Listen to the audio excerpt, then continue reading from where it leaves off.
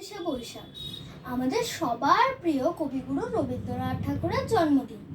তাই আমার নিবেদন তার লেখা একটি কবিতা দুঃখহারি। মনে করো তুমি থাকবে ঘরে, আমি যেন যাব দেশান্তরে। ঘাটে আমার বাধা আছে তুরি, জিনিসপত্র নিয়েছি সব ভরি।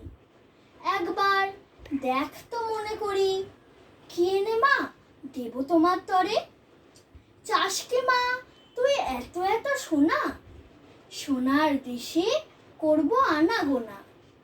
সোনামতি নদী তীরের কাছে, সোনার ফসল মাঠে ফলে আছে।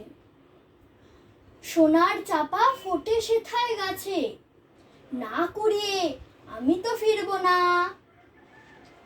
পড়তে কি চাস মুক্ত গেতে হারে, জাহাজ বেয়ে যাব সাগর পারে।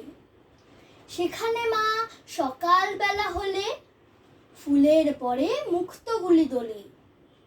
টুপ টুপিয়ে পড়ে ঘাসের কোলে, যত পারি আনবো ভারে ভারে। দাদার জন্যে আনবো মেঘে ওরা, পক্ষীরাজের বাচ্চা দুটি ঘোড়া।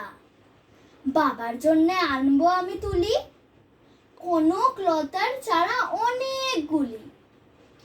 তোর তরে মা দেব কৌটা খুলি,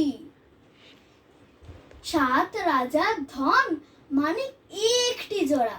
নমস্কার।